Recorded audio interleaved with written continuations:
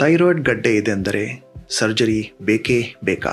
ನಮ್ಮ ಆಸ್ಪತ್ರೆಗೆ ಬರುವ ಥೈರಾಯ್ಡ್ ಗಡ್ಡೆ ಸಮಸ್ಯೆ ಹೊಂದಿರುವ ಪೇಷಂಟ್ಗಳಲ್ಲಿ ಮೊದಲನೇ ಪ್ರಶ್ನೆ ಹಾಗೂ ಭಯ, ಸರ್ಜರಿ ಬೇಕೇ ಬೇಕಾ ಥೈರಾಯ್ಡ್ ಗಡ್ಡೆಗೆ?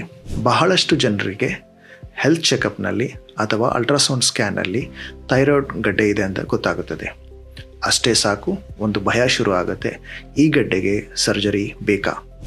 ಒಂದು ಮುಖ್ಯವಾದ ವಿಷಯವನ್ನು ನೆನಪಿಡಿ, ಎಲ್ಲ ಥೈರಾಯ್ಡ್ ಗಡ್ಡೆಗಳು ಕ್ಯಾನ್ಸರ್ವಾಗಿರುವುದಿಲ್ಲ.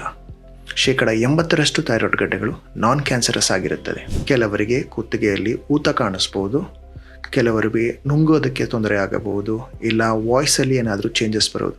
ಇವೆಲ್ಲ ಥೈರಾಯ್ಡ್ ಗಡ್ಡೆ ಗಾತ್ರದ ಮೇಲೆ ಬರುವ ಸಿಂಪ್ಟಮ್ಸ್ ಆಗಿರುತ್ತದೆ. ಥೈರಾಯ್ಡ್ ಗಡ್ಡೆ ನಾನ್ ಕ್ಯಾನ್ಸರಸ್ ಎಂದು ಕಂಡು ಬಂದಲ್ಲಿ ಅದಕ್ಕೆ ಥೈರಾಯ್ಡ್ ಅಬ್ಲೇಷನ್ ಎಂಬುದು ನಾನ್ ಸರ್ಜಿಕಲ್ ಒಂದು ಟ್ರೀಟ್ಮೆಂಟ್ ವಿಧಾನವಾಗಿರುತ್ತದೆ. ಇದರಲ್ಲಿ ಸೂಜಿ ಥರ ಇರುವ ಒಂದು ಪ್ರೋಬನ್ನು ಗಡ್ಡೆ ಒಳಗಡೆ ಹಾಕಿಬಿಟ್ಟು ಹೀಟಿನ ಮುಖಾಂತರ ಗಡ್ಡೆಯನ್ನು ಕರಗಿಸಲ್ಪಡುತ್ತದೆ.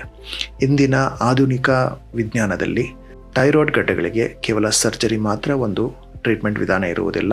ಥೈರಾಯ್ಡ್ ಅಬ್ಲೇಷನ್ ಕೂಡ ಒಂದು ಟ್ರೀಟ್ಮೆಂಟ್ ವಿಧಾನ.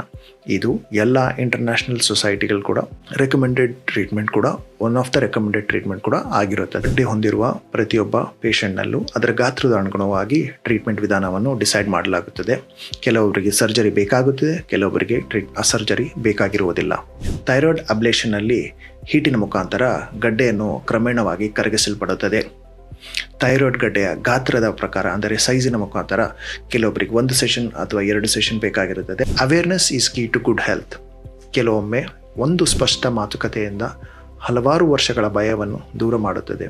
ನೀವು ಅಥವಾ ನಿಮಗೆ ಗೊತ್ತಿರುವ ಥೈರಾಯ್ಡ್ ಗಡ್ಡೆ ಹೊಂದಿರುವ ಪೇಷಂಟ್ಗಳಲ್ಲಿ ಥೈರಾಯ್ಡ್ ಅಬ್ಲೇಷನ್ ಸೂಕ್ತನಾ ಇಲ್ವಾ ಎಂದು ನಿಮ್ಮ ಡಾಕ್ಟರಲ್ಲಿ ಕೇಳಿ ತಿಳಿದುಕೊಳ್ಳಿ.